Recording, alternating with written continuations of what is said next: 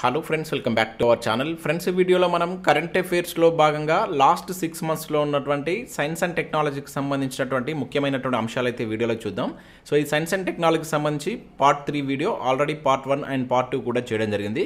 So వాటితో పాటు మనం లాస్ట్ 6 మంత్స్లో ఉన్నటువంటి పాలిటిక్స్ సంబంధించి కరెంట్ పాలిటిక్స్ సంబంధించి 4 వీడియోస్ అయితే అప్లోడ్ చేశాం. అండ్ తెలంగాణ అంశాలకు సంబంధించి కూడా 4 వీడియోస్ అయితే అప్లోడ్ చేయడం జరిగింది. ఎకానమీకి సంబంధించి 2 వీడియోస్ అయితే అప్లోడ్ చేస్తాం. సైన్స్ అండ్ టెక్నాలజీకి సంబంధించి మనకు 3rd వీడియో. సో వీటన్నిటికి సంబంధించి నేను ప్లేలిస్ట్ అయితే క్రియేట్ చేశాను. సో అవి మీరు కనుక చూడాలనుకుంటే ఛానల్ లోగో పైన కనుక క్లిక్ చేస్తే మీకు ఈ విధంగా అయితే ఓపెన్ కావడం జరుగుతుంది. సో ఇక్కడ మీరు ప్లేలిస్ట్ విభాగానికి వచ్చినట్లయితే స్టార్టింగ్లోనే మీకు ఇక్కడ కరెంట్ అఫైర్స్ 2024 అనేటువంటి ప్లేలిస్ట్ కనబడుతుంది. సో దీనిపైన క్లిక్ చేస్తే మీకు ఇక్కడ కరెంట్ అఫైర్స్ సంబంధించినటువంటి మంత్లీ వైజ్ వీడియోస్ కావచ్చు అండ్ లాస్ట్ 6 మంత్స్ సంబంధించినటువంటి వివిధ అంశాలకు సంబంధించిన వీడియోస్ కూడా ఉంటాయి. ఇంకా అవే కాకుండా వివిధ సబ్జెక్టులకు సంబంధించి కూడా చాలా వీడియోస్ చేయడం జరిగింది. ఎకానమీ కావచ్చు, పాలిటిక్స్ సంబంధించి, హిస్టరీ అండ్ తెలంగాణ కల్చర్ కావచ్చు, ఇట్లా అన్ని సబ్జెక్టులకు సంబంధించిన వీడియోస్ కూడా చేశాం. రాబోయేటువంటి అన్ని పోటీ పరీక్షలకు యూజ్ అయ్యేటువంటి కంటెంట్ అయితే మన ఛానల్లో ఉంది. ఒకసారి మీరు ప్లేలిస్ట్కి వెళ్ళి చూడండి, నచ్చినట్లయితే ఫాలో కండి. సో దీనిలో మనం ముఖ్యంగా సైన్స్ అండ్ టెక్నాలజీకి సంబంధించి లాస్ట్ 6 మంత్స్లో ఉన్నటువంటి ముఖ్యమైనటువంటి కరెంట్ అఫైర్స్ అనేది చూద్దాం. చూస్తున్న ప్రతి ఒక్కరికి ఖచ్చితంగా లైక్ చేయండి. మీకు యూజ్ అయ్యేటువంటి ఇన్ఫర్మేషన్ ఫ్రీగా ప్రొవైడ్ చేయడం జరుగుతుంది. చాలామంది చూస్తున్నారు కానీ లైక్ చేయట్లేదు. ఖచ్చితంగా లైక్ చేయండి. ఈ వీడియోకి అయితే నేను 2000 లైక్స్ ఎక్స్పెక్ట్ చేస్తున్నాను. ఎవరికైతే యూజ్ ఉంటుందో వారికి షేర్ చేయండి. అదేవిధంగా సబ్స్క్రైబ్ చేసుకొని చూడండి. రెగ్యులర్గా మీకు జాబ్ అప్డేట్స్ అంతాయి. ఫ్రెండ్స్, వీడియోలో మనం మొదటి అంశం కనుక చూసినట్లయితే మిషన్ దివ్యాస్త్ర ప్రయోగానికి సంబంధించి అయితే చూద్దాం. చాలా ఇంపార్టెంట్ ప్రయోగం, బిట్ ఎక్స్పెక్ట్ చేయవచ్చు. నేను ప్రతిదీ క్లియర్గా ఎక్స్ప్లెయిన్ చేస్తాను. ఎక్కడ మీరు స్కిప్ చేయకుండా చూసేటువంటి ప్రయత్నం చేయండి.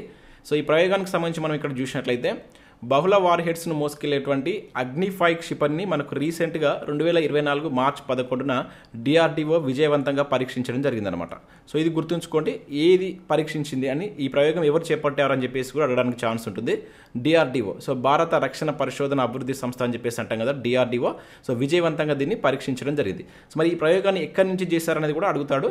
సో ఒడిషా తీర సమీపంలో ఉన్నటువంటి అబ్దుల్ కలాం ద్వీపం నుంచి సో దీన్ని విజయవంతంగా పరీక్షించడం జరిగింది. సో ఈ ప్రయోగానికి వీళ్ళు పెట్టినటువంటి నేమ్ ఏంటనేది కనుక ఇక్కడ చూసినట్లయితే మిషన్ దివ్యాస్త్ర అని చెప్పేసి పేరు పెట్టడం జరిగింది. చాలా ఇంపార్టెంట్. ఇక్కడ అగ్నిఫై క్షిపణిని మనకు డిఆర్డిఓ విజయవంతంగా పరీక్షించింది.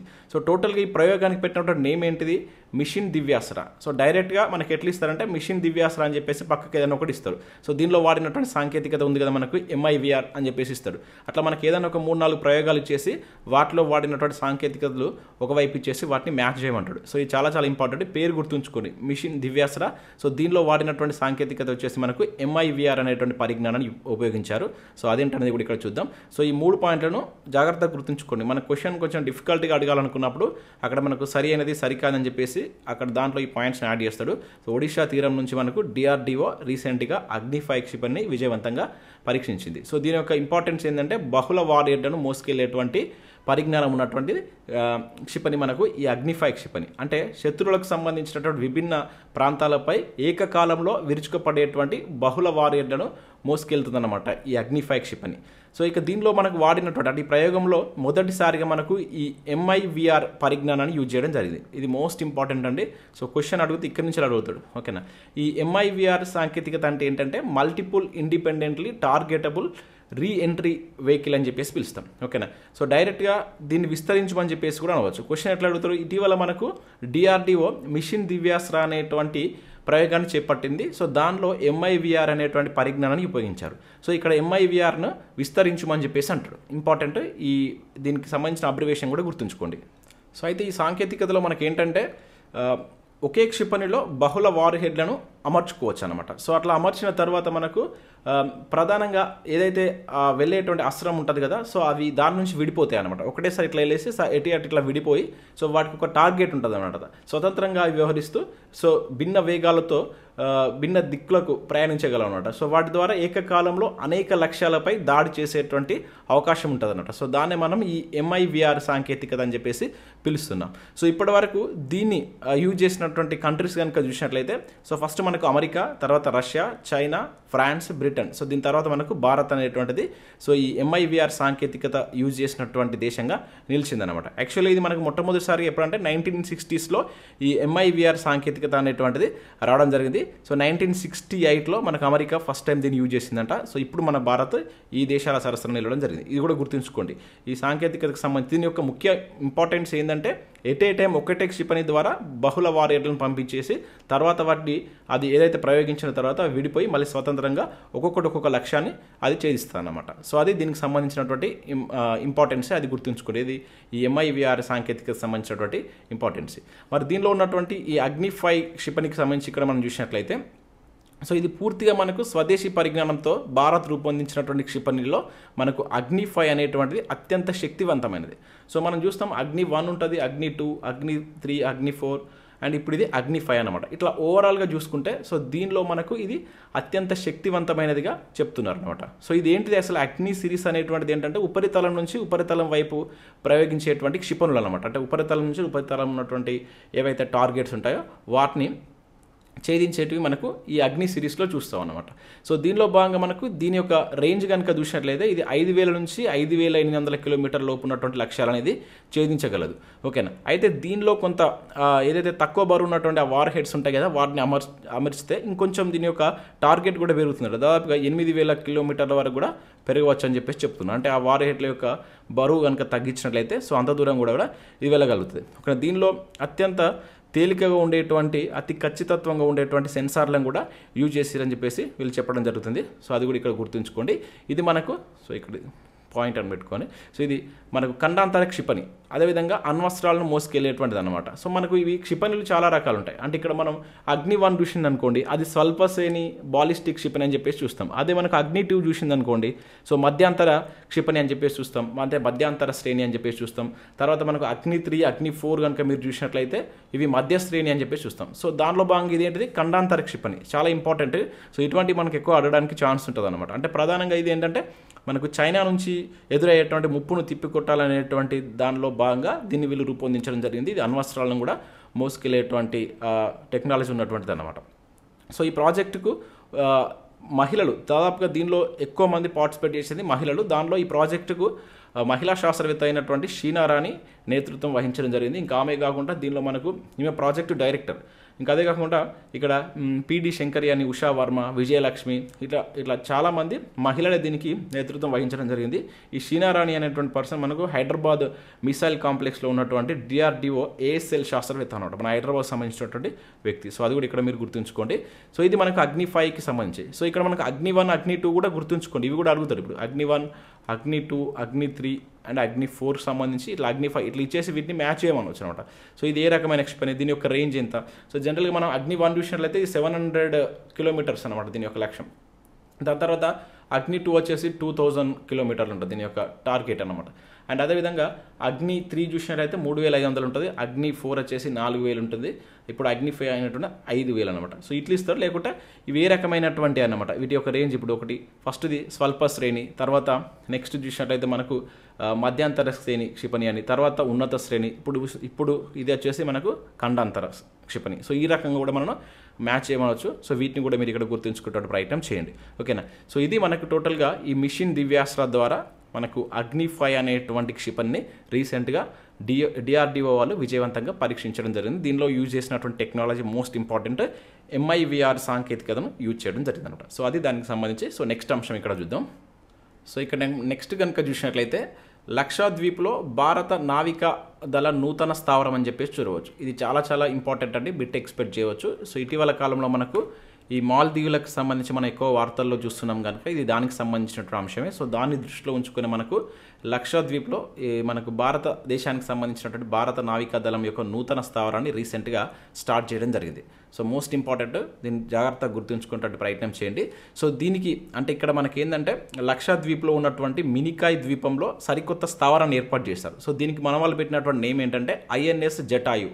సో ఇది గుర్తుంచుకోండి. ఓకేనా. INS జటాయు అనేటువంటి నేమ్ పెట్టడం జరిగింది అనమాట. ఎక్కడ ఏర్పాటు చేస్తారు ఇది మనకు హిందూ మహాసముద్రంలో ముఖ్యంగా సముద్ర ప్రాంతంలో స్థావరాన్ని బలోపేతం చేసుకునేటువంటి దిశగా, అంటే నూతన కార్యాచరణ సామర్థ్యాలను బలోపేతం చేసుకోవాలని చెప్పేసి నావికాదళం మనకు హిందూ మహాసముద్రం అనేటువంటిది ఒక వ్యూహాత్మక పాయింట్ కింద చూస్తాం అనమాట. సో ఆ స్థావరాన్ని బలోపేతం చేసుకునేటువంటి లక్ష్యంగా సో రీసెంట్గా మనకు ఈ లక్షద్వీప్లో ఉన్నటువంటి మినికాయ్ ద్వీపంలో, ఇది ఇంపార్టెంట్ ఎక్కడ అని చెప్పేసి డైరెక్ట్గా అడుగుతాడు, మినికాయ్ ద్వీపంలో కొత్త స్థావరాన్ని ఏర్పాటు చేశారు. సో ఇది మనకు దేశంలోనే 2వ నావికా స్థావరం కింద చెప్తున్నారు. Most important. సో దీనికంటే ముందు మనకు మొదటిది ఉందన్నమాట. సో మొదటిది కనుక చూసినట్లయితే మనకు INS పరిరక్షక్ అని చెప్పేసి పిలుస్తారు. 2012లో ఏర్పాటు చేశారు. ఓకేనా. So INS Dweep Rakshak. ఓకేనా. ద్వీప రక్షక్ అనేటువంటిది మొట్టమొదటిది ఇది. ఓకేనా. సో ఇది ఎక్కడంటే మనకు కవరత్తిలో ఏర్పాటు చేస్తారు. మొదటిది ప్లేస్ వచ్చేసి కనుక చూసినట్లయితే మనకు కవరత్తి. సో ఇప్పుడు మనకు రెండోది కనుక చూసినట్లయితే మినికాయ్ ద్వీపంలో, సో లక్షద్వీప్లో ఉన్నటువంటి మినికాయ్ ద్వీపంలో దేశంలోనే 2వ నావికా స్థావరాన్ని ఏర్పాటు చేస్తారు. దాని పేరు ఏంటంటే మనకు ఐఎన్ఎస్ జటాయుగా గుర్తుంచుకోండి. సో దాంతోపాటు ఇక్కడ మనకు కొన్ని ఇంపార్టెంట్ ఛానల్స్ కూడా ఉన్నాయి. ఇవి మనకు జాగ్రఫీ పరంగా కూడా అడగడానికి ఛాన్స్ ఉంటుంది. 8 డిగ్రీస్ ఛానల్ అని చెప్పేసి చూడవచ్చు. సో ఇది మనకు లక్షద్వీపులను మాల్దీవులను వేరు చేస్తుంది. మోస్ట్ ఇంపార్టెంట్, ప్రీవియస్లో చాలాసార్లు అంటే ఇప్పుడు రాబోయేటువంటి ఎగ్జామ్లో కూడా ఇక్కడి నుంచి మనం బిట్ ఎక్స్పెక్ట్ చేయవచ్చు. సో 8 డిగ్రీస్ ఛానల్ అనేది లక్షద్వీపులను మాల్దీవులను వేరు చేస్తుంది. అదేవిధంగా 9 డిగ్రీస్ ఛానల్ అనేటువంటిది ఏంటంటే లక్షద్వీపులను మినికాయ్ దీవులను వేరు చేస్తుంది. ఓకే. ఇప్పుడు మనం మినికాయ్ ద్వీపంలో ఐఎన్ఎస్ జటాయు చూసాం కదా.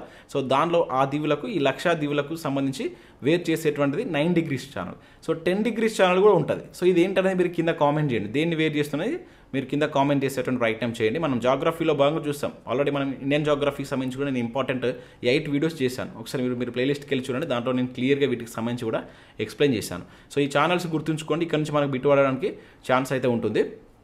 సో ఇప్పుడు నెక్స్ట్ దీనికి సంబంధించి ఇక్కడ మనకి ఏంటంటే ఎందుకు ఇంపార్టెన్స్ అంటే మాల్దీవులకు భారతదేశానికి మధ్య ఇటీవల కొంత గొడవలు జరుగుతున్నాయి. అక్కడ మహమ్మద్ మొయిజ్ అనేటువంటి వ్యక్తి అధ్యక్ష పదవి చేపట్టిన తర్వాత సో ఇండియాకు అగెనిస్ట్గా చైనాకు పాజిటివ్గా కొన్ని కార్యక్రమాలు చేపడుతున్నాడు అనమాట. సో దానిలో నేపథ్యంగా మనం చూసినట్లయితే రీసెంట్గా మనకు లక్షద్వీపులకు మోడీ గారు అక్కడికి వెళ్ళడం జరిగింది. సో లక్షద్వీపులను మనకేంటిది టూరిస్ట్ ప్లేస్గా కొంత అభివృద్ధి చేయాలని చెప్పేసి భారత్ చూస్తుంది. సో ఎందుకంటే మాల్దీవులకు వాళ్ళకి ఎక్కువగా వాళ్ళ యొక్క ఆదాయం, వాళ్ళ జీడిపి ఆదాయం అనేటువంటిది ఎక్కువగా మనకు టూరిస్ట్ వల్లనే వస్తుంది అనమాట. సో అది మన భారతదేశం నుంచి ఎక్కువ ఉంటుంది. సో దాన్ని కంట్రోల్ చేయాలనే ఉద్దేశంతో, ఎందుకంటే వాళ్ళు మనకు నెగిటివ్గా ఉంటున్నారు కదా. సో అక్కడ మహమ్మద్ మొయిజ్ అనే పర్సన్ ఇండియా బాయ్కాట్ అనేటువంటి నినాదంతో గెలిచి అతను అక్కడ అధ్యక్షుడు కావడం జరిగింది. సో దాన్ని అతను పాటిస్తున్నాడు కనుక సో వాళ్ళకు అగెనిస్ట్గా మన భారత్ ఇటువంటి చర్యలు చేపడుతుంది. సో అంటే చైనాకు సపోర్ట్గా చేస్తున్నారు వాళ్ళు. సో అది ఇక్కడ మనం గుర్తుంచుకోవాలి. సో ఇటువంటి నేపథ్యంలో ఇది ఎక్కువ వార్తలు ఉంది కనుక సో ఈ 8 డిగ్రీస్ ఛానల్ కావచ్చు, 9 డిగ్రీస్ ఛానల్కి సంబంధించి అండ్ అదేవిధంగా ఐఎన్ఎస్ జటాయుకి సంబంధించి క్వశ్చన్ అడగవచ్చు. సో ఇక్కడ చూసినట్లయితే మనకు మాల్దీవులకు దాదాపుగా ఇది 80 కిలోమీటర్ల దూరంలో ఈ ఐఎన్ఎస్ జటాయు పనిచేస్తుంది. సో చాలా దగ్గరగా పనిచేస్తుంది అనమాట. ఇది కూడా గుర్తుంచుకోవాలి. ఓకేనా. మనకు క్వశ్చన్ డిఫికల్ట్ కావాలనుకున్నాడు వీటన్నిటిని అక్కడ యాడ్ చేస్తుంది. సో 80 కిలోమీటర్స్ దూరంలోనే ఇది పనిచేస్తుంది. సో తూర్పున అండమాన్ నికోబార్ ద్వీపాల్లో ఉన్నటువంటి భారత నావికా దళం కూడా ఉంది. సో ఇది మనకి అటు సైడ్, ఇది తూర్పు వైపు కనుక చూస్తే మనకు ఉన్నటువంటి ఏంటంటే సో ఐఎన్ఎస్ బాజ్ అనేటువంటిది కూడా ఉంది. ఐఎన్ఎస్ బాజ్ ఇవన్నీ గుర్తుంచుకోవాలి. ఇప్పుడు మన వార్తలు వచ్చింది కనుక వీటన్నిటి మనకు అక్కడ అడగడానికి ఛాన్స్ ఉంటుంది. అండమాన్ నికోబార్ దీవులో ఉన్నటువంటి స్థావరం ఐఎన్ఎస్ బాజ్. సో ఇప్పుడు తీసుకొచ్చిన మినికాయ్ ద్వీపంలో ఐఎన్ఎస్ జటాయు అనేటువంటిది తీసుకురావడం జరిగింది. సో ఇక్కడ మీకు ప్రతిదీ కరెంట్ అఫైర్స్తో పాటు ఇక్కడ స్టాటిక్ కూడా ఎక్స్ప్లెయిన్ చేశాను. సో జాగ్రత్తగా గుర్తుంచుకోండి. ఫ్రెండ్స్, మన ఛానల్ ద్వారా మన యాప్లోకి లాస్ట్ 6 మంత్స్ సంబంధించినటువంటి కరెంట్ అఫైర్స్ పీడిఎఫ్ అయితే తీసుకురావడం జరిగింది. సో నవంబర్ నుంచి ఏప్రిల్ మంత్కి సంబంధించిన కరెంట్ అఫైర్స్ అయితే దీంట్లో ఉంటాయి. సో 99 రూపీస్కే ఈ పీడిఎఫ్ని అయితే మీకు అందిస్తున్నాం. హ్యాండ్ రైటింగ్ చేత రాసినటువంటి నోట్స్ ఇది డౌన్లోడ్ చేసుకుని మీరు ప్రింట్ తీసుకోవచ్చు. సో ఇది 150 రూపీస్ ఉండేది, ఇప్పుడు ఆఫర్లో భాగంగా 99కి అందిస్తున్నాం. ఇది 2-3 డేస్ మాత్రమే ఈ ఆఫర్ ఉంటుంది. ఎవరైనా కావాలనుకుంటే ఇమీడియట్గా తీసుకోండి. ఇంకా రీజనింగ్ సంబంధించినటువంటి ఫుల్ కోర్స్ అనేటువంటిది 99 రూపీస్కి అందిస్తున్నాం. ఇది మీకు రాబోయేటువంటి అన్ని పోటీ పరీక్షలకు యూజ్ అవుతుంది. సో తర్వాత దీని యొక్క ప్రైస్ అనేది 199 చేయబోతున్నాం కనుక ఎవరైనా కావాలనుకుంటే ఇమీడియట్గా తీసుకోండి. ఇక టీఎస్పీఎస్సీ గ్రూప్ 2కి సంబంధించిన టెస్ట్ సిరీస్ అయితే లాంచ్ చేసాం. ఇప్పటికే చాలా టెస్ట్లు అప్లోడ్ చేయడం జరిగింది. ప్రతి ప్రశ్నకు వివరణ ఉంటుంది, పూర్తి సిలబస్ కవర్ అయ్యే విధంగా. సో దీన్ని మీకు 299 రూపీస్కి అందించడం జరుగుతుంది. ఇప్పటికే అప్లోడ్ చేసిన టెస్ట్లు కూడా మీరు అటెంప్ట్ చేసుకోవచ్చు. అన్లిమిటెడ్ అటెంప్ట్స్ అనేది ఇవ్వడం జరిగింది. ఇంకా గ్రూప్ 1కి సంబంధించి కూడా సేమ్ ఇదే ప్యాటర్న్లో 250 రూపీస్కి మీకు గ్రూప్ 1 టెస్ట్ సిరీస్ కూడా అందించడం జరుగుతుంది. ఇది మీకు ఫుల్ టెస్ట్ సిరీస్ ప్రజెంట్ అందుబాటులో ఉంది. ఇంకా తెలంగాణ ఉద్యమ చరిత్రకు సంబంధించి 10 గ్రాండ్ టెస్ట్లు అనేటువంటి అందిస్తున్నాం. దీంతో పాటుగా మీకు ఇక్కడ ఫుల్ వీడియో కోర్స్ అనేటువంటిది వస్తుంది అండ్ హ్యాండ్ రైటింగ్ నోట్స్ కూడా రావడం జరుగుతుంది. And daily free test conduct చేస్తున్నాం. సో ప్రతి రోజు మీరు టెలిగ్రామ్లో జాయిన్ అయ్యి ఉచితంగా లింక్ ద్వారా ఈ టెస్ట్ని రాసుకోవచ్చు. లేదంటే యాప్లో 2 రూపీస్ పర్చేస్ చేసి మీరు దీనికి సంబంధించి దీన్ని తీసుకోవచ్చు. అండ్ ఇక్కడ పీడిఎఫ్ కూడా మీరు డౌన్లోడ్ చేసుకొని ప్రింట్ తీసుకునే ఛాన్స్ ఉంటుంది. ఇంక ఇవే కాకుండా గ్రూప్ 1, గ్రూప్ 2 అండ్ గ్రూప్ 3కి సంబంధించి వివిధ సబ్జెక్టులకు సంబంధించినటువంటి వీడియో కోర్సెస్ కావచ్చు అండ్ టెస్ట్ సిరీస్ కూడా మనకు అందుబాటులో ఉన్నాయి. సో ఇంట్రెస్టెడ్ క్యాండిడేట్స్ ఎవరైనా కావాలనుకుంటే యాప్ డౌన్లోడ్ చేసుకొని చెక్ చేసేటువంటి ప్రయత్నం చేయండి. సో నెక్స్ట్ అంశం ఇక్కడ మనం చూసినట్లయితే సముద్రయాన్ ప్రాజెక్టుకు సంబంధించి చూద్దాం. ఇది కూడా చాలా చాలా ఇంపార్టెంట్ అంశం. సో ఇక్కడ మనం చూసినట్లయితే సముద్ర గర్భం యొక్క అన్వేషణ కోసం మనకు భారత్ చేపడుతున్నటువంటి తొలి మానవ సహిత డీప్ ఓషన్ మిషన్ కింద దీన్ని పిలుస్తున్నారు. దీన్నే మనం సముద్రయాన్ ప్రాజెక్ట్ అని చెప్పవచ్చు. ఓకేనా. సో ఇక్కడ మానవ సహిత అంటే మానవులతో సహా, అంటే దీనిలో మానవులు వెళ్తారనమాట. మానవ రహిత ఉంటా అంటే మానవులు కాకుండా, గుర్తుంచుకోండి, రహిత సహిత అని చెప్పిస్తాడు, అక్కడ మనం కన్ఫ్యూజ్ చేసేటువంటి ఛాన్స్ ఉంటుంది. సో ఇది మానవ సహిత డీప్ ఓషన్ మిషన్ అనమాట, సముద్రయాన్ ప్రాజెక్ట్. సో ఇది మనకు 2025 చివరి నాటికి దీన్ని అందుబాటులోకి తీసుకురాబోతున్నట్లు రీసెంట్గా మనకు ఎవరైతే కేంద్ర భూ విజ్ఞాన శాస్త్ర శాఖ మంత్రి అయినటువంటి కిరణ్ రిజిజు గారు వెల్లడించడం జరిగింది. అది ఇక్కడ గుర్తుంచుకొని రీసెంట్గా ఇది మనకు వార్తల్లో ఉంది కనుక ఈ ప్రాజెక్ట్ సంబంధించి మనకు క్వశ్చన్ ఎట్లయినా అడగవచ్చు. అయితే దీనికోసం మనకు మత్స్య 6000 అనేటువంటి ఒక జలాంతర్గామిని సిద్ధం చేస్తున్నారు. గుర్తుంచుకోండి, మత్స్య 6000 అనేటువంటి జలాంతర్గామిని రెడీ చేస్తున్నారు. సో ఇది ఎవరు చేస్తున్నారంటే మనకు చెన్నైలో ఉన్నటువంటి national institute of ocean technology ఉంటుంది కదా, సో వాళ్ళు ఈ మత్స్య 6000ను తయారు చేస్తున్నారు. సో ఎవరు అని చెప్పేసుకోవచ్చు, ఇది కూడా ఇంపార్టెంట్. ఓకేనా. సో ఏదైతే ఈ జలాంతర్గామిలో మనకు 3 శాస్త్రవేత్తల బృందం సముద్ర జలాల్లోకి దాదాపుగా 6000 కిలోమీటర్ల లోతులోకి వాళ్ళు ప్రయాణించున్నారు అనమాట. ఓకేనా. ఈ జలాంతర్గామి సహాయంతో. సో ఈ ప్రాజెక్ట్ని మనం ఏమని పిలుస్తున్నాం, సముద్రయాన్ ప్రాజెక్ట్. ఓకేనా. సో దీనిలో మనకి ఏ జలాంతర్గామిని యూజ్ చేయబోతున్నాం, మత్స్య 6000 అనేటువంటి జలాంతర్గామిని యూజ్ చేయబోతున్నాం. దీన్ని ఎవరు తయారు చేస్తున్నారు, చెన్నైలో ఉన్నటువంటి national institute of ocean technology వాళ్ళు తయారు చేస్తున్నారు అనమాట.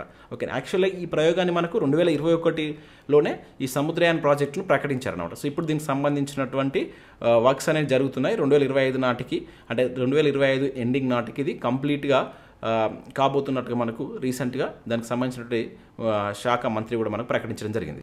అయితే దీని ద్వారా ఏం చేస్తారు, మనకు సముద్ర జలాల్లో ఉన్నటువంటి వనరులు కావచ్చు, జీవ వైవిధ్యం పైన అధ్యయనం కోసం సో దీన్ని వాళ్ళు చేయబోతున్నారు. సో మనకంటే ముందు ఈ రకమైనటువంటి ఆల్రెడీ ఇటువంటి ప్రాజెక్టులు చేసిన దేశాలు కనుక చూసినట్లయితే అమెరికా ఆల్రెడీ చేసింది, రష్యా, చైనా, ఫ్రాన్స్, జపాన్. ఒకవేళ సక్సెస్ అయిందనుకోండి మనది ఈ దేశాల సరసన భారత్ కూడా నిలవబోతున్నట్లు ఇక్కడ మనం అర్థం చేసుకోవాల్సి ఉంటుంది. ఇప్పటికే మనకు ఈ America, Russia, China, France, Japan అనేటువంటి దేశాలు ఈ రకమైనటువంటి ప్రాజెక్టును విజయవంతంగా చేపట్టడం జరిగిందనమాట. సో ఇప్పుడు భారత్ కూడా నెక్స్ట్ 2025 చివరి నాటికి ఈ ప్రయోగాన్ని చేయబోతున్నట్టు ప్రకటించింది.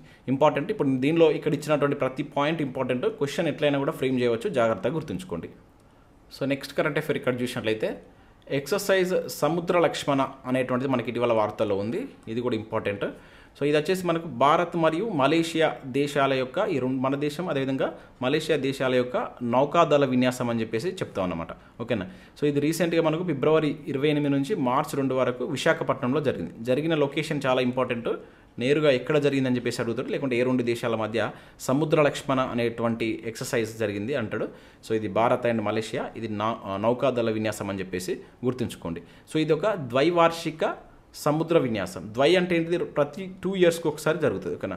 సో ఇది ఎన్నో ఎడిషన్ అంటే మనకు 3rd ఎడిషన్. ఓకేనా. 3వ ఎడిషన్ ఇక్కడ ఇవ్వాలి, గుర్తుంచుకుని ఇంపార్టెంట్. ఇది 3వ ఎడిషన్. సో దీన్నే మనం ద్వైవార్షిక సముద్ర విన్యాసం అని చెప్పేసి కూడా పిలుస్తాం. సో దీనిలో మన భారత్ సంబంధించినటువంటి INS కిల్తాన్ దేశీయంగా తయారు చేసింది. అదేవిధంగా ప్రాజెక్ట్ 28 కింద నిర్మించినటువంటి యాంటీ సబ్మెరైన్ మనకు వార్ఫేర్ అంటే స్టెల్త్ కార్వెట్ అని చెప్పేసి పిలుస్తాం. ఇవన్నీ దీనిలో పార్టిసిపేట్ కావడం జరిగిందనమాట. సో ఇక్కడ ఇదే దేశానికి సంబంధించి మనం భారతదేశానికి అదేవిధంగా మలేషియాకి సంబంధించి ఇంకా కొన్ని విన్యాసాలు ఉన్నాయి. సో వాటిని కూడా ఇక్కడ మనం గుర్తుంచుకోవాల్సి ఉంటుంది. సో ఎక్సర్సైజ్ హరిమౌ శక్తి. ఓకేనా. ఇది కూడా మనకు ఉమ్మడి సైనిక విన్యాసం. భారత్ అండ్ మలేషియా మధ్య హరిమౌ శక్తి అనేటువంటి సైనిక విన్యాసం కూడా చేస్తాం. ఇది ఇప్పట్లో జరగలేదు మనకు, కాకపోతే ఇక్కడ ఆల్రెడీ మలేషియాతో ఇక్కడ ఒకటి జరిగింది కనుక దానికి సంబంధించినటువంటి కూడా మనం గుర్తుంచుకోవాలి. సో అదేవిధంగా ఎక్సర్సైజ్ ఉదార శక్తి అనేటువంటి వైమానిక విన్యాసం అనమాట. ఇవన్నీ ఈ 2 మనకు మలేషియాతో చేసేటువంటి ఇంకా ఇతర విన్యాసాల కింద మీరు గుర్తుంచుకోండి. ఓకేనా. సో ఇది మనకు ఇప్పుడు వార్తల్లో ఉన్నటువంటి ఒక ఏది ఎక్సర్సైజ్. సో ఇటువంటి మనకు నేను ఇంతకుముందు ప్రీవియస్ వీడియోలో కూడా చెప్పాను. సో వీటన్నిటి మీరు ఒక్క దగ్గరగా రాసుకొని చదివేయడం రైట్ టైం జరిగింది. ఒక్క దగ్గరగా ఎందుకు చెప్పట్లేదంటే కన్ఫ్యూజ్ అయ్యేటువంటి ఛాన్స్ ఉంటుంది అనమాట. మీరు అన్నీ ఒక్క దగ్గరగా చేసుకుంటే, ఎందుకంటే అన్నిట్లలో అన్ని నేమ్స్ మిక్స్ అయ్యేటువంటి ఛాన్స్ ఉంటుంది. సో మీరు దానికి స్పెషల్గా చదవండి, గుర్తుంచుకుంటాం, రైట్ టైం చేయండి, ఈజీగా గుర్తుంటుంది అట్లా. సో నెక్స్ట్ ఇక్కడ మరొక ఎక్సర్సైజ్ చూడవచ్చు మనం, భారత్ శక్తి. ఇది త్రివిధ దళాల విన్యాసం. అంటే మన భారతదేశంలోనే 3 దళాలు ఉన్నాయి కదా, army, navy, air force. So ఈ 3 యొక్క సైనిక విన్యాసం, వీటి అన్నిటికి సంబంధించినటువంటి విన్యాసాలు అనేటువంటిది మనకు రాజస్థాన్లో ఉన్నటువంటి పోఖ్రాన్ ఉంది కదా, సో అక్కడ భారత శక్తి అనేటువంటి పేరుతోటి ఏకీకృత ట్రై సర్వీస్ వ్యాయామాన్ని మనకు రీసెంట్గా చేపట్టారు. ట్రై అంటే ఏంటిది, ఇక్కడ ఆర్మీ, నేవీ, ఎయిర్ ఫోర్స్ అనేటువంటిది చేపట్టడం జరిగింది. ఇది మార్చి 12 నుండి రాజస్థాన్లో ఉన్నటువంటి పోఖ్రాన్లో జరిగాయి. ప్లేస్ చాలా చాలా ఇంపార్టెంట్. ఇక్కడ మన దేశానికి సంబంధించి కనుక ప్లేసే అడుగుతాడు, ఎక్కడ జరిగిందని చెప్పేసి అంటాడు. లేకుంటే భారత్ శక్తి అనేటువంటిది క్రింది ఏ రకమైనటువంటి విన్యాసం. సో ఏదన్నా వేరే దేశం పేరు కూడా ఇస్తాడు. సో అట్లా మన భారత్కి సంబంధించినటువంటి ఆర్మీ, నేవీ, ఎయిర్ ఫోర్స్ అని చెప్పేసి గుర్తుంచుకోండి. ఓకేనా, అట్లా కూడా మనం క్వశ్చన్ అడగడానికి ఛాన్స్ ఉంటుంది. సో ఇక్కడ ఈ వ్యాయామంలో మనకు 3 సర్వీసులకు చెందినటువంటి దేశీయంగా తయారు చేసినటువంటి కొన్ని రక్షణ పరికరాలను, వాటి యొక్క నైపుణ్యతను దీనిలో పరీక్షించడం జరిగింది. సో దానిలో భాగంగా మనం చూసినట్లయితే ఈ తేజస్ కావచ్చు, అదేవిధంగా మొబైల్ యాంటీ డ్రోన్ సిస్టమ్ కావచ్చు, T-90 ట్యాంకులు, ధనుష్, K9 వజ్ర, పినాక వంటి కొన్ని వ్యాయామానికి సంబంధించిన వాటి యొక్క అవి ఎట్లా వర్క్ చేస్తున్నాయి అనేటువంటి దీనిలో భాగంగా మన వాళ్ళు పరీక్షించడం జరిగిందనమాట. జరిగినటువంటి ప్లేస్ గుర్తుంచుకోండి, ఎక్కడ జరిగిందని చెప్పేసి మనకి ఎక్కువగా అడుగుతాడు. సో నెక్స్ట్ ఇక్కడ చూసినట్లయితే వీసాట్ స్టేషన్ల ఏర్పాటు అనేటువంటిది ఇటీవల మనకు ప్రభుత్వం ప్రకటించిందనమాట. సో ఇది ఏంటనేది కూడా ఇక్కడ చూద్దాం.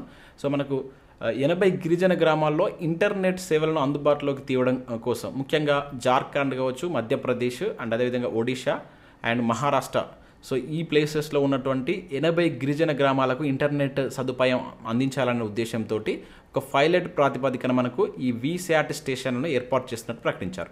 సో ఇక్కడ ఈ వీసాట్ అంటే ఏంటంటే ఇక్కడ మనకు వెరీ స్మాల్ అపర్చర్ టెర్మినల్ అని చెప్పేసి పిలుస్తాం అనమాట. సో దీని ద్వారా ఏంటంటే ముఖ్యంగా ఇది మనకు ఇస్రో చేపడుతుంది. ఇది ఇంపార్టెంట్ గుర్తుంచుకోండి. సో ఇస్రో సహకారంతో ఈ ప్రాజెక్టు మనకు గిరిజన శాఖ, మన గిరిజన వ్యవహారాల మంత్రిత్వ శాఖ ఉంటుంది కదా, ఆ గిరిజన వ్యవహారాల మంత్రిత్వ శాఖ అండ్ ఇస్రో సహాయంతో ఈ ప్రాజెక్టును చేపట్టిందనమాట. సో ఇది మన ముఖ్యంగా ఇంటర్నెట్తో పాటుగా మనకు మెడికల్ అండ్ ఎడ్యుకేషన్ కనెక్టివిటీ వంటి సేవలను కూడా అందిస్తుంది. అండ్ ముఖ్యంగా మారుమూల గ్రామాల్లో, ఈ గిరిజనులు మారుమూల గ్రామాల్లో ఉంటారు కదా, సో ఆ ప్రాంతాల్లో ఈ గవర్నెన్సీలో కూడా ఇది చాలా సహాయపడుతుందని చెప్పి చెప్తున్నారట. సో దానికోసం ఈ వీసాట్ స్టేషన్ అనేది మనకు ఏర్పాటు చేయబోతున్నారు. ఎవరు? గిరిజన వ్యవహారాల శాఖ మంత్రిత్వ శాఖ విత్ DRDO సహకారంతో దీన్ని తీసుకురాబోతున్నారు. సో అవి గుర్తుంచుకోండి, డైరెక్ట్గా అడుగుతాడు. ఇక్కడ నెక్స్ట్ అంశం చూసినట్లయితే పుష్పక్ పునర్వినియోగక లాంచ్ వెహికల్ అని చెప్పేసి చూడవచ్చు. ఇది మోస్ట్ ఇంపార్టెంట్ అండి, అడగడానికి ఛాన్స్ ఉంటుంది. ఇది మనకు భారతదేశం మొట్టమొదటి పునర్వినియోగక వాహక నౌక అని చెప్పేసి దీన్ని పిలుస్తున్నాం. సో గుర్తుంచుకోండి, నేరుగా అడుగుతాడు. ఇటీవల వార్తల్లో ఇచ్చినటువంటి పుష్పక్ ఏంటని చెప్పేసి అడగవచ్చు. సో ఇది వచ్చేసి భారతదేశపు మొట్టమొదటి పునర్వినియోగక వాహక నౌక. సో దీన్నే పుష్పక్గా పిలుస్తున్నాం అనమాట. సో దీన్ని రీసెంట్గా మనకు కర్ణాటక జిల్లాలో ఉన్నటువంటి చిత్రదుర్గంలో గల ఏరోనాటిక్ టెస్ట్ రేంజ్ నుంచి దీన్ని పరీక్షించడం జరిగిందనమాట. ముఖ్యంగా ఏంటంటే చినుక్ అనేటువంటి హెలికాప్టర్ ద్వారా, ఇది కూడా గుర్తుంచుకోండి, చినుక్ అనేటువంటి హెలికాప్టర్ నుండి దీన్ని ప్రయోగించడం జరిగింది. సో దీని యొక్క పూర్తి పేరు కనుక చూసినట్లయితే మనకు పుష్పక్ RLV LEX-02 అని చెప్పేసి పిలుస్తున్నాం అనమాట. ఇక్కడ RLV అంటే మనకు reusable launch vehicle technology demonstration అని చెప్పేసి పిలుస్తాం. సో ఇక్కడ ఆల్రెడీ మనకు ఈ RLV LEX-01 అనేది కూడా మనకు అంతకుముందు ఇస్రో 2016లో చేపట్టింది అనమాట. ఇది మనకు రెండో దాని కింద గుర్తుంచుకోవాలి. ఇక్కడ 02 అంటే కూడా మనకు అర్థమైపోతుంది. ఫస్ట్ది 2016లో ఇటువంటిదే మనకు చేయడం జరిగింది. ఓకేనా, అంటే ఇక్కడ మనకి ఏంటంటే ఇస్రో యొక్క పునర్వినియోగ ప్రయోగ వాహనం కోసం మనకు కీలకమైనటువంటి సాంకేతిక పరిజ్ఞానాన్ని కూడా వీళ్ళు యూజ్ చేశారు. దీనివల్ల అసలు యూజ్ ఏంటిది? మనకు ఈ ప్రాజెక్ట్ యొక్క ముఖ్య లక్ష్యం ఏంటంటే అంతరిక్ష యాత్ర యొక్క ఖర్చును తగ్గించడం, అంటే అదేవిధంగా అంతరిక్షంలో పేరుకుపోతున్నటువంటి ఏదైతే మనం వ్యర్థాలు అంటాం, డెబ్రిస్ అని చెప్పేసి అంటున్నారో వాటిని తగ్గించడం. ఎందుకంటే సో ఇప్పుడు ఈ లాంచ్ వెహికల్స్ అనేటువంటిది ఒకసారి మనకు పైకి వెళ్ళిన తర్వాత మళ్ళీ వాటిని యూజ్ చేసుకోవడానికి ఉంటుంది అనమాట. సో అక్కడనే మనకు అంతరిక్షంలోనే చాలా వ్యర్థాలు అనేవి పేరుకుపోతున్నాయి. రీసెంట్గా దానికి సంబంధించినటువంటి ఒక తీర్మానం కూడా తీసుకొచ్చారు డెబ్రిస్ను తగ్గించడం కోసం. సో అది కూడా మనం ముందు నెక్స్ట్ పార్ట్ 4కి సంబంధించి చెప్పేటప్పుడు వాటికి సంబంధించి నేను చెప్తాను. సో వాటిని తగ్గించడం కోసం కావచ్చు. అండ్ అదేవిధంగా మరొకసారి కనుక మనం లాంచ్ వెహికల్ని యూజ్ చేసినట్లయితే మనకు అంతరిక్ష యాత్రల యొక్క ఖర్చు కూడా తగ్గుతుందన్నమాట. సో దాని పర్పస్లో మనకు దీన్ని చేపట్టడం జరిగిందనమాట. పుష్పక్ అనేటువంటిది పునర్వినియోగ లాంచ్ వెహికల్ అనమాట. సో రీసెంట్గా మనకు ఎక్కడ చేపట్టారు? కర్ణాటక జిల్లాలో ఉన్నటువంటి చిత్రదుర్గం ఏరోనాటికల్ టెస్ట్ రేంజ్ నుంచి దీన్ని చేపట్టడం జరిగింది. మనం నెక్స్ట్ అంశం చూసినట్లయితే NGLV రాకెట్ తయారీకి ఇస్రో శ్రీకారం అని చెప్పి చూడవచ్చు. ఇది కూడా చాలా చాలా ఇంపార్టెంట్ అండి. సో ఇక్కడ మనకు NGLV అంటే so new generation launching vehicle అని చెప్పేసి మీనింగ్ వస్తుంది. ఓకేనా, సో ఇది మనకు అర్థం కావాలంటే మనకు ఇస్రో మనకు స్టార్టింగ్లో కనుక చూసినట్లయితే రోహిణి సౌండింగ్ రాకెట్ ప్రయోగాల తర్వాత 40 కేజీల నుంచి దాదాపు 5000 కేజెస్ బరువు ఉన్నటువంటి ఉపగ్రహాలను మోసుకెళ్లేటువంటి వివిధ లాంచ్ వెహికల్స్ని స్టార్ట్ చేసింది. సో దానిలో భాగంగా మనం SLV అనేది చూసాం. ఓకేనా, SLV అవ్వచ్చు. అండ్ దాని తర్వాత మనం ASLV అనేది చూసాం. తర్వాత మనకు చాలా ఫేమస్ PSLV, దీని తర్వాత మనకు GSLV, అండ్ దీని తర్వాత మనకి ఇప్పుడు LVM-3 ఇప్పుడు లేటెస్ట్గా మనం ఎక్కువ చూస్తున్నాం, దీని ద్వారా ఎక్కువ ప్రయోగాలు జరుగుతున్నాయి.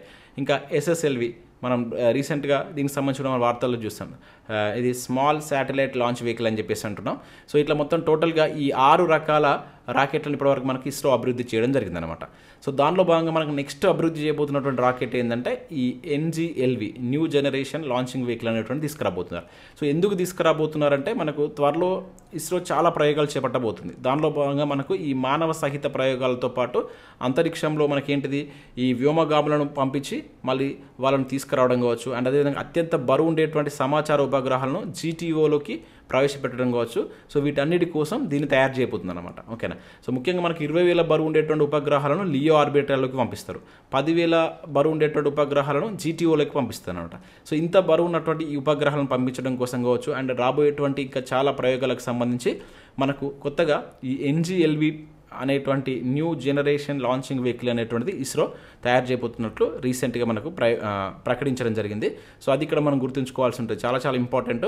సో మనకేంటంటే అత్యంత బరువు ఉండేటువంటి సమాచార ఉపగ్రహాలను ఇది మోసుకెళ్ళగలుగుతుంది అనమాట. సో అది దీని యొక్క ఇంపార్టెన్స్. సో ఇది మనకు గతంలోనే దీనికి సంబంధించి మనకు ప్రకటించడం జరిగిందనమాట. సో 1798 కోట్ల అంచనా వ్యయంతో ఈ ప్రాజెక్టును 2008లో అప్పటికి కేంద్ర ప్రభుత్వం ఆమోదించింది. జనరల్గా స్టార్ట్ చేయలేదు, దీనికి ఆమోదించింది. సో ఇప్పుడు మనకు ఈ 2024లో దీనికి సంబంధించి తయారు చేయబోతున్నట్లు ప్రకటించారు. అయితే ఇది 2028 నాటికి మొదటి టెస్ట్ వెహికల్ను స్టార్ట్ చేస్తారంట, 35 నాటికి పూర్తి అందుబాటులోకి వస్తుంది. ఓకే, ఇయర్స్ గుర్తుంచుకోండి, ఇంపార్టెంట్ అండి, ఎప్పటి వరకు అందుబాటులోకి వస్తుంది. సో ఎప్పుడు దీన్ని మొట్టమొదటి టెస్ట్ వెహికల్ను స్టార్ట్ చేస్తారు, 28, 35 అని చెప్పేసి గుర్తుంచుకోండి. అయితే దీనికోసం స్పెషల్గా మనకు షార్లో మనకు ఏదైతే సతీష్ ధావన్ స్పేస్ సెంటర్ ఉంది కదా, సో అక్కడ ఈ 3వ ప్రయోగ వేదికను కూడా ఏర్పాటు చేయబోతున్నారు అనమాట. ఓకేనా. ఇప్పటివరకు మనకు శ్రీహరికోట రాకెట్ కేంద్రంలో 2 ప్రయోగ వేదికలు ఉన్నాయి, దాంతోపాటు 4 వెహికల్ అసెంబ్లింగ్ బిల్డింగ్లు ఉన్నాయి. సో ఇప్పుడు ఈ NGLVకి సంబంధించినటువంటి కొత్త 3వ ప్రయోగ వేదికను కూడా తీసుకురాబోతున్నారు. సో దీని యొక్క ఎత్తు కనుక చూస్తే 75 మీటర్స్ ఉండబోతుందంట, అదేవిధంగా వెడల్పు కనుక చూస్తే 5 మీటర్స్ అనేది ఉంటుందంట. అండ్ ఈ రాకెట్ ప్రయోగం యొక్క దశలు మనకు 3 దశల్లో ఉంటుందన్నమాట. సో ఇప్పుడు మనకు PSLV ఎన్ని దశల్లో ఉంటుంది చెప్పండి ఒకసారి, కింద మీరు కామెంట్ చేయండి. PSLV కావచ్చు, GSLV ఎన్ని దశల్లో ఉంటుంది అనేది మీరు కింద కామెంట్ చేసేటువంటి ప్రయత్నం చేయండి. సో ఈ మోస్ట్ ఇంపార్టెంట్ ప్రయోగం ఇది కూడా మనం ఎగ్జామ్లో క్వశ్చన్ అయితే ఎక్స్పెక్ట్ చేయవచ్చు. మీకు ఇక్కడ ప్రతిదీ క్లియర్గా ఎక్స్ప్లెయిన్ చేస్తాను, జాగ్రత్తగా గుర్తుంచుకోండి. సో నెక్స్ట్ అంశం ఇక్కడ చూసినట్లయితే INS అక్షయ్, INS అగ్రే అంటే ఇక్కడ చూడవచ్చు. సో రీసెంట్గా మనకు భారత నావికాదళంలోకి ఈ యాంటీ సబ్మెరైన్ వార్ఫేర్, సో ఇది వార్ఫేర్ అనమాట, మిస్టేక్ పడింది, స్పెల్ మిస్టేక్ పడింది, ఇట్లా పడాలి యాక్చువల్గా. ఏంటంటే వార్ఫేర్ అంటే ఇట్లా వస్తుంది, వార్ఫేర్. సో ఈ వార్ఫేర్లో ఉపయోగించేటువంటి 2 అత్యాధునిక యుద్ధ నౌకలను మనకు రీసెంట్గా చేరడం జరిగింది అన్నమాట. యుద్ధ నౌకలు మనకి దేనిలోకి చేరాయి, సో మనకు నావికాదళంలోకి చేరడం జరిగింది. వాటి పేర్లు ఏంటంటే ఇక్కడ మనకు INS ఆగ్రే, అదేవిధంగా INS అక్షయ్. ఓకేనా, ఈ పేర్లు గుర్తుంచుకోండి, డైరెక్ట్ అడుగుతారు ఏం చేయాలి అని చెప్పేసి అంటారు. సో దీని యొక్క ఇంపార్టెన్స్ ఏంటంటే మనకు సో తీర ప్రాంతాల్లో ఈ యాంటీ సబ్మెరైన్ ఆపరేషన్లో కావచ్చు, మందు పాత్రలు కనిపెట్టడం వంటి నిఘా కార్యక్రమాలను ఇవి నిర్వర్తిస్తాయి అన్నమాట. జనరల్గా ఇది 77.6 మీటర్ల పొడవు అండ్ 10.5 మీటర్ల వెడల్పుతోటి ఉండి ఈ నౌకలు మనకు దాదాపు 25 మనకు నాట్స్ అంటాం కదా, సో సముద్రం పైన మనం లెంత్ను నాట్స్తో కొలుస్తాం. సో ఇంత గరిష్ట వేగంతో ప్రయాణిస్తాను అనమాట. అంటే తీర ప్రాంతాల్లో ఈ యాంటీ సబ్మెరైన్ ఆపరేషన్లో పాల్గొని అక్కడ ఉండేటువంటి వాటిని ఇవి సాల్వ్ చేయడం జరుగుతుంది. ఓకేనా. దేశీయంగా మనకు 8 సబ్మెరైన్ వార్ఫేర్లో సో మనకి వాటర్ క్రాఫ్ట్ నౌకలని వీటిని మన భారత్ నిర్మిస్తుంది. సో దానిలో భాగంగానే మనకి యుద్ధ నౌకలు నౌకాదళంలోకి చేరడం జరిగిందని చెప్పేసి వాళ్ళు ప్రకటించడం జరిగింది. సో ఇక్కడ మనం గుర్తుంచుకోవాల్సిందంటే ఈ రెండింటి పేర్లు గుర్తుంచుకోండి, ఏమి మనకి ఇటీవల వార్తల్లోకి ఉన్నాయి కనుక ఇటీవల నౌకాదళంలోకి చేరాయని చెప్పేసి నేరుగా బిట్టడవచ్చు. సో వాటిని మీరు ఇక్కడ గుర్తుంచుకునే ప్రయత్నం చేయండి.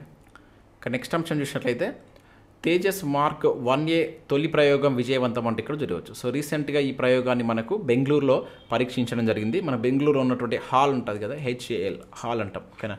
సో ఈ హాల్ ఏదైతే మనకి హిందుస్థాన్ ఏరోనాటికల్ లిమిటెడ్ అని చెప్తాం కదా, సో బెంగళూరులో దీన్ని విజయవంతంగా పరీక్షించడం జరిగింది. సో ఇది మనకు స్వదేశీ తేలికపాటి యుద్ధ విమానం అని చెప్పేసి పిలుస్తాం. తేజస్ అంటే మనకు చాలా మన స్వదేశీ టెక్నాలజీతో తయారు చేసినటువంటి తేలికపాటి యుద్ధ విమానం కింద దీన్ని పిలుస్తాం. ఇది మోస్ట్ ఇంపార్టెంట్ అండి. సో దీన్ని నడిపినటువంటి మొట్టమొదటి పైలట్ ఎవరు? వేణుగోపాల్. ఇది మనకు ప్రీవియస్లో బిట్ కూడా అడిగిండు, గుర్తుంచుకోండి. ఇవి నడిపినటువంటి పైలట్లకు సంబంధించి కూడా అడుగుతున్నాడు. సో దీన్ని నడిపినటువంటి తొలి పైలట్ వచ్చేసి మనకు వేణుగోపాల్. అండ్ దీన్ని తయారు చేసింది వచ్చేసి మనకు హిందుస్థాన్ ఏరోనాటికల్ లిమిటెడ్. ఇది ఎక్కడుంది? బెంగళూరులో ఉంది.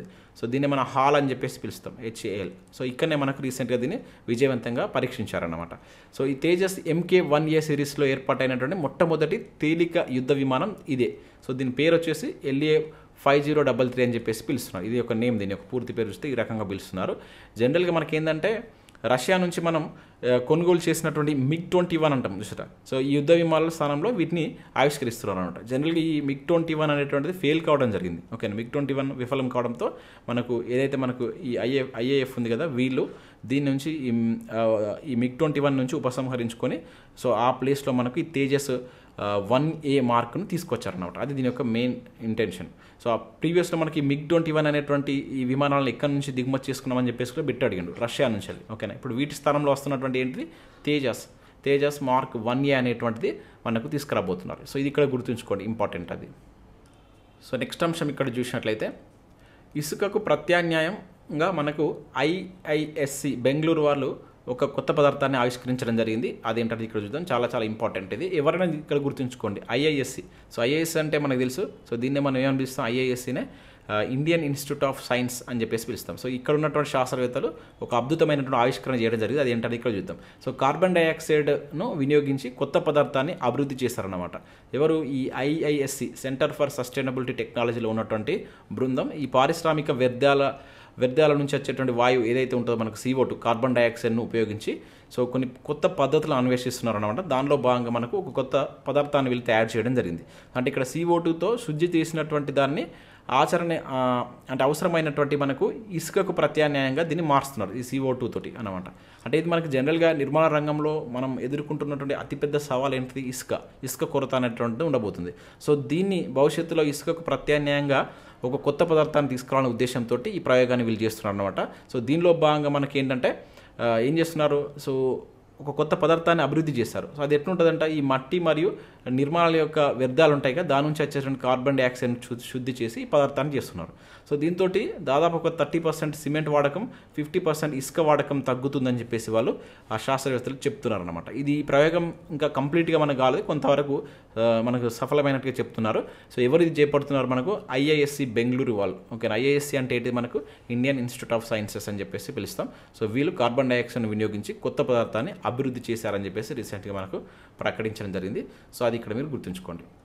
సో నెక్స్ట్ అంశం ఇక్కడ చూసినట్లయితే 3 ఇస్రో ప్రాజెక్టులను జాతికి అంకితం చేసిన ప్రధాని నరేంద్ర మోడీ అని చెప్పేసి ఇక్కడ ఒక అప్డేట్ మనం చూడవచ్చు. ఇది కూడా చాలా ఇంపార్టెంట్. సో మనకేంటంటే భవిష్యత్తులో చేపట్టనున్నటువంటి భారీ రాకెట్ ప్రయోగాల కోసం సో మనకు ఇస్రో దాదాపుగా 1800 కోట్లతో నిర్మించినటువంటి 3 ఇస్రో సెంటర్లను రీసెంట్గా మనకు మోడీ గారు ఫిబ్రవరి 27న కేరళలో ఉన్నటువంటి విక్రమ్ సారాభాయ్ అంతరిక్ష కేంద్రం నుండి వర్చువల్ విధానంలో వీటిని ప్రారంభించి జాతికి అంకితం చేయడం జరిగిందనమాట. సో ఓకే, నీకు గుర్తుంచుకోండి ఎంత అమౌంట్తో నిర్మించినటువంటి అవి ఏంటనేది కూడా ఇంపార్టెంట్. సో శ్రీహరికోటలో మనకు ఈ PSLV అనుసంధాన కేంద్రం అనేటువంటిది ఒకటి, దీనిలో మనం ఉన్నటువంటి 3 ఒకటి. శ్రీహరికోటలో ఉన్నటువంటి ఈ PSLV అనుసంధాన కేంద్రం ఒకటి, అండ్ అదేవిధంగా విక్రమ్ సారాభాయ్ అంతరిక్ష కేంద్రంలో మనకేంటంటే ఈ ట్రైసోనిక్ విండ్ టన్నెల్ను వర్చువల్గా స్టార్ట్ చేశారు. అండ్ తమిళనాడులో ఉన్నటువంటి మనకు మహేంద్రగిరిలో ఉన్నటువంటి semi cryogenic integrated engine and ఇది స్టేజ్ టెస్ట్ ఫెసిలిటీ. సో ఈ మూడింటిని మనకు మోడీ గారు ఎప్పుడు స్టార్ట్ చేశారు, రీసెంట్గా మనకు ఫిబ్రవరి 27న స్టార్ట్ చేయడం జరిగింది. ఈ మూడింటిని గుర్తుంచుకోండి. ఒకటి వచ్చేసి మనకు ఈ తిరువనంతపురంలో ఉన్నటువంటి విక్రమ్ సారాభాయ్, ఇది మనకి విక్రమ్ సారాభాయ్ అంతరిక్ష కేంద్రం ఎక్కడ ఉంటుంది, తిరువనంతపురంలో ఉంటుంది. సో అక్కడ ఉన్నటువంటి దాంట్లో మనకు దీన్ని స్టార్ట్ చేశాడు. అండ్ అదేవిధంగా శ్రీహరికోట, సో శ్రీహరికోటలో మీకు తెలిసినటువంటిది ఇది. సో అక్కడ మనకి ఏం స్టార్ట్ చేశారు, సో ఇంటిగ్రేషన్ అని చెప్పేసి పిలుస్తాం. సో ఆ అనుసంధానం చేసేటువంటి ప్రక్రియ ఉంటుంది కదా, వాటిని స్టార్ట్ చేశాడు. అండ్ తమిళనాడులో ఉన్నటువంటి మహేంద్రగిరిలో ఈ semi cryogenic integrated engine and stage test ఫెసిలిటీని స్టార్ట్ చేయడం జరిగింది. సో ఈ మూడింటిని మనకు దాదాపుగా 1800 కోట్లతోటి నిర్మించడం జరిగిందనమాట. సో ఈ మూడింటిని గుర్తుంచుకోండి. సో నెక్స్ట్ చూసినట్లయితే మనకు నెక్స్ట్ డేనే ఫిబ్రవరి 27లో మనం ఏం చూసాం, 3 ఇస్రో ప్రాజెక్టులను మనకు జాతికి అంకితం చేయడం జరిగింది మోడీ. సో నెక్స్ట్ డేనే మనకు కులశేఖరపట్నం ఫిబ్రవరి 28న కులశేఖరపట్నంలో ఇస్రోకు సంబంధించినటువంటి 2వ ప్రయోగ వేదికని కూడా స్టార్ట్ చేసింది. ఇది మోస్ట్ ఇంపార్టెంట్ అండి. సో మనకు ఇస్రోకు సంబంధించినటువంటి 2వ ప్రయోగ వేదిక ఎక్కడ నిర్మించారంటే మనకు సో కులశేఖరపట్నంలో నిర్మించడం జరిగింది. తమిళనాడులో ఉన్నటువంటి తుత్తుకుడి జిల్లా కులశేఖరపట్నంలో 2వ ప్రయోగ వేదికను రీసెంట్గా మనకు మోడీ గారు ఫిబ్రవరి 28న ప్రారంభించడం జరిగింది. దాదాపుగా దీన్ని మనకు 986 కోట్ల వ్యయంతో దీన్ని నిర్మించారు. ఇది ఇంపార్టెంట్. సో దీనికి సంబంధించి మనకు మొట్టమొదటి ఇస్రో మొదటిసారిగా రాకెట్ ప్రయోగాన్ని కూడా ఇక్కడ నుంచి నిర్వహించింది అనమాట. సో సౌండింగ్ రాకెట్ ప్రయోగం అనేటువంటిది మనకు విజయవంతం కావడం జరిగింది ఇక్కడ నుంచి. ఓకేనా, రోహిణి 200 సౌండింగ్ రాకెట్ను ఫిబ్రవరి 28న మనకు శాస్త్రవేత్తలు దీని నుంచే ప్రయోగించారు అనమాట. ఈ కులశేఖరపట్టణం నుంచి మనకు ఇస్రో మొదటిసారిగా రాకెట్ ప్రయోగం కూడా చేసింది. ఇది కూడా గుర్తుంచుకోండి, మోస్ట్ ఇంపార్టెంట్. ఈ సౌండింగ్ రాకెట్ ఏదని కూడా అడుగుతారు. సౌండింగ్ రాకెట్ ప్రయోగం అనేటువంటి విజయవంతం కావడం జరిగింది. ఓకేనా, సో దీన్ని స్టార్ట్ చేశారు అండ్ దాని నుంచి ఒకటి ప్రయోగం కూడా జరిగింది కనుక ఈ రెండింటిని మీరు వరుసగా గుర్తుంచుకునేటువంటి ప్రయత్నం చేయండి. సో నెక్స్ట్ అంశం ఇక్కడ చూసినట్లయితే వేగవంతమైనటువంటి స్వదేశీ క్వాంటమ్ కంప్యూటర్ అనేటువంటిది అభివృద్ధి చేయబోతున్నారు. ఇది ఇంపార్టెంట్. ఎక్కడ అని చెప్పేసి డైరెక్ట్ అడుగుతాడు, ఎవరు అని చెప్పేసి అడుగుతాడు. సో మనకి ఇదేంటంటే గది ఉష్ణోగ్రత వద్ద పనిచేసే తొలి స్వదేశీ క్వాంటమ్ కంప్యూటర్ను హిమాచల్ ప్రదేశ్లో ఉన్నటువంటి మండి ఐఐటి శాస్త్రవేత్తలు అభివృద్ధి చేయడం జరిగింది అనమాట. సో ఇది ఎవరు అనేది అడుగుతాడు డైరెక్ట్గా, గుర్తుంచుకోండి. సో ముఖ్యంగా ఇది ఏంటంటే ఇది ఫోటాన్లను ఉపయోగించుకొని వేగంగా మన క్యాలిక్యులేషన్ చేస్తుంది అనమాట. లెక్కలు చేయగలిగేటువంటి టెక్నాలజీ దీనిలో ఉందన్నమాట. అది ఇక్కడ మీరు గుర్తుంచుకోండి. జాతీయ క్వాంటమ్ మిషన్లో భాగంగా సో మనకి ఈ ప్రాజెక్ట్ను వర్క్ చేపట్టడం జరిగిందనమాట. సో ఎవరు అని అడుగుతారు. ఇది మెయిన్గా మనం గుర్తుంచుకోవాల్సిందంటే హిమాచల్ ప్రదేశ్లో ఉన్నటువంటి మనకు మండి ఐఐటి శాస్త్రవేత్తలు దీన్ని చేపట్టడం జరిగింది. అది గుర్తుంచుకోండి. ఇది మనకేంటిది స్వదేశీ క్వాంటమ్ కంప్యూటర్, తొలి స్వదేశీ క్వాంటమ్ కంప్యూటర్ కింద గుర్తుంచుకోవాల్సి ఉంటుంది. ఇక నెక్స్ట్ ఇక్కడ పిండం వయస్సును నిర్ధారించే ఏఐ నమూనా అనేది కూడా మనకు రీసెంట్గా వార్తల్లో ఉంది. సో మనకు గర్భస్థ పిండ వయస్సును అత్యంత ఖచ్చితంగా నిర్ధారించేటువంటి ఏఐ కృత్రిమ మీద ఉంటుంది కదా, సో దాన్ని మనకు ఆ సాధనంని మద్రాస్ ఐఐటి శాస్త్రవేత్తలు రూపొందించారు. ఇది ఇంపార్టెంట్. ఎవరు అని చెప్పేసి అడుగుతారు. ఓకేనా, మద్రాస్ ఐఐటి శాస్త్రవేత్తలు ఆ పరికరాన్ని వాళ్ళు ఇది కనిపెట్టడం జరిగింది అనమాట. దాని పేరు వచ్చేసి మనకు గర్భిణి GA2 అనేటువంటి నేమ్ను దానికి పెట్టడం జరిగింది. సో ఇది కూడా గుర్తుంచుకోండి. డైరెక్ట్ అడుగుతారు. గర్భస్థ పిండ వయస్సును అత్యంత ఖచ్చితత్వంతో నిర్ధారించేటువంటి ఒక కృత్రిమ మీద ఏఐ సాధనాన్ని ఇటీవల ఏఐఐటి శాస్త్రవేత్తలు తయారు చేశారని చెప్పేసి అడగవచ్చు. ఐఐటి మద్రాస్ అని గుర్తుంచుకోండి. ఇది ఎక్కువ వార్తల్లో ఉంటుంది. చాలా చాలా ఇంపార్టెంట్. ఐఐటి మద్రాస్ సంబంధించి మనకు చాలా ఆవిష్కరణలు జరుగుతాయి ఇక్కడ నుంచి. ప్రీవియస్లో బిట్స్ కూడా ఎక్కువగా అడిగారు కనుక వాటిని మీరు జాగ్రత్తగా గుర్తుంచుకోండి. సో నెక్స్ట్ అంశం ఇక్కడ చూసినట్లయితే మహారాష్ట్రలో మనకు ప్లాస్టిక్ వ్యర్థాలతో సీసీ రోడ్ అనేది వేయడం జరిగింది. Most important. ఇటువంటి క్వశ్చన్ మనకు రీసెంట్గా ఏపీపీఎస్సీ గ్రూప్ 2లో కూడా అడిగినారు అనమాట. ఇది వేస్ట్ అయినటువంటి ఇనుముతోటి రోడ్ వేసారు అనమాట. సో దానికి సంబంధించి మనకి ఏపీపీఎస్లో క్వశ్చన్ అడిగిட்டு జాగ్రత్తగా గుర్తుంచుకోండి. సో ఇది మనకు మహారాష్ట్రలో రీసెంట్గా ప్లాస్టిక్ వ్యర్థాలతోటి మనకు మహారాష్ట్రలో ఉన్నటువంటి అమరావతి అనేటువంటి ప్రాంతంలో ఈ రామ్ మేఘా ఇంజనీరింగ్ సంబంధించినటువంటి కళాశాల పరిశోధకులు ఈ ప్లాస్టిక్ వ్యర్థాలతో ఒక సీసీ రోడ్డును నిర్మించారు. సో ఇది ఇక్కడ మీరు గుర్తుంచుకోండి. ఎవరు ఎక్కడ నిర్మించారని చెప్పేసి అడుగుతాడు. సో దీనికి సంబంధించి వాళ్ళు భారత ప్రభుత్వం నుంచి పేటెంట్ హక్కు కూడా వాళ్ళకి లభించడం జరిగింది. స్థానిక ఇన్నోవేటివ్ ఎంటర్ప్రీనియర్ బోర్డు భాగస్వామ్యంతో ఈ పరిశోధన వాళ్ళు చేశారంట. సో ఇక్కడ ఈ కాలేజ్ పేరు గుర్తుంచుకోండి. రామ్ మేఘా ఇంజనీరింగ్ కాలేజ్ అని చెప్పేసి కూడా గుర్తుంచుకోండి. దీనికి అక్కడ ఉన్నటువంటి కళాశాల ప్రొఫెసర్ అయినటువంటి శ్రీకాంత్ హార్లే అనేటువంటి వ్యక్తి ఈ ప్రాజెక్టుకు నేతృత్వం వహించారట. అది గుర్తుంచుకోండి. నెక్స్ట్ తొలిసారిగా వందే భారత్ రైల్లో మనకు కవచ్ అనేటువంటి పరీక్ష విజయవంతం కావడం జరిగింది. మనం ఆల్రెడీ ప్రీవియస్లో చాలాసార్లు చూసాం అనమాట. ఈ కవచ్ అంటే ఏంటి అనేది కూడా మనకు ప్రీవియస్లో అడిగిండు. సో అంటే రెండు రైళ్లు మనకు పరస్పరం ఢీకొనకుండా చూసేందుకు దేశీయంగా మనకి ఏం రూపొందించారు, ఈ కవచ్ అనేది రూపొందించారు. సో ఇది మొట్టమొదటిసారిగా మన తెలంగాణలో ఉన్నటువంటి సికింద్రాబాద్ రైల్వే స్టేషన్లోనే దీన్ని మనకు పరీక్షించడం జరిగింది. దానికి సంబంధించిన ఇన్ఫర్మేషన్ మీకు తెలిసినట్లయితే కింద కామెంట్ చేసే ప్రయత్నం చేయండి. మనం గత 2 years 1.5 year బ్యాక్ దానికి సంబంధించి కూడా చూసాం. అంటే రైళ్లు పరస్పరం ఢీకొనకుండా చూసేందుకు దేశీయంగా రూపొందించినటువంటి యాంటీ కొలిజెంట్ డివైస్, దీన్నే మనం కవచ్ అని చెప్పేసి పిలుస్తాం. అయితే దీన్ని మనకు ఇప్పుడు ఈ వందే భారత్ రైల్లో ప్రవేశపెట్టడం జరిగింది. అది గుర్తుంచుకోండి. వందే భారత్ మనకు దాదాపుగా గంటకు 160 కిలోమీటర్ల వేగంతో దూసుకెళ్తుంది అనమాట. సో ఈ రైలుకు ఈ వ్యవస్థలో ఆటోమేటిక్ బ్రేక్లు వేసిందనమాట. అంటే దానికి అంత వేగంలో ఉండేటువంటి దానికి కూడా ఆటోమేటిక్ బ్రేక్లు వేస్తుంది అనమాట ఈ కవచ్. అంటే ఆ రెండు ఒకటే ట్రాక్ మీద వస్తుంది అనుకోండి ఫర్ ఎగ్జాంపుల్. సో వీటిని ఢీకొనకుండా ఆపి వేస్తాను అనమాట. సో ఆ టెక్నాలజీ అనేటువంటిది మనకు కవచ్ అని చెప్పేసి పిలుస్తాం. దాన్ని ఇప్పుడు మనకి ఏంది ఈ వందే భారత్ రైల్లో కూడా తీసుకురావడం జరిగింది. వార్తలు ఉంది కనుక గుర్తుంచుకోండి. సో నెక్స్ట్ అంశం ఇక్కడ చూసినట్లయితే సముద్రంలోకి కార్టోసాట్ 2 ఉపగ్రహం అంటే ఇక్కడ జరగవచ్చు. సో మనకేంటంటే దాదాపుగా 17 years బిఫోర్ ప్రయోగించినటువంటి కార్టోసాట్ 2 ఉపగ్రహాన్ని మనకు రీసెంట్గా ఇస్రో విజయవంతంగా భూ వాతావరణంలోకి తీసుకొచ్చి హిందూ మహాసముద్రంలో పడేసింది అనమాట. ఓకే, ఇది కూడా గుర్తుంచుకోండి. ఓకే, సో ఒక 17 years బ్యాక్ ప్రయోగించినటువంటి దీన్ని మనకు తీసుకొచ్చి మళ్ళీ సముద్రంలో పడేసింది అనమాట. సో ఇది మనకు 2007లో దీన్ని ప్రయోగించడం జరిగింది. ఇది 2019 వరకు పనిచేసింది అనమాట. 2019 వరకు వర్క్ చేయడం జరిగింది. ముఖ్యంగా దీని యొక్క యూజ్ ఏంటంటే మనకు ఇది పట్టణ ప్రణాళికకు సహాయపడే విధంగా అత్యంత స్పష్టమైనటువంటి హై రెజల్యూషన్ ఇమేజెస్ను తీసి పంపిస్తాను అనమాట. అయితే దీన్ని ఇప్పుడు మనకు తిరిగి మళ్ళీ సముద్రంలోకి పడేసే విధంగా ఈ ప్రయోగం అనేటువంటి చేయడం జరిగింది. ఇది గుర్తుంచుకోండి, ఓకేనా. కార్టోషాట్ అనే వార్తల్లో ఉండి ఇది ఏంటని చెప్పేసి అవడానికి ఛాన్స్ ఉంటుంది. సో ఇవి మనకి ఈ వీడియోకి సంబంధించి. సో నెక్స్ట్ మరొక వీడియోలో చూద్దాం. సో ఇంకొక వీడియోతో మనకు సైన్స్ అండ్ టెక్నాలజీ సంబంధించి మ్యాక్సిమం ఇంపార్టెంట్ కరెంట్ అఫైర్స్ అన్ని క్లోజ్ అవుతాయి. మీకు గ్రూప్ 1కి అయితే చాలా యూజ్ అవుతుంది. మనం ఇప్పటికే దీంతో 3 వీడియోస్ చేసాం. సో 4వ వీడియో అనేటువంటి మీకు 1 or 2 డేస్లో వస్తుంది.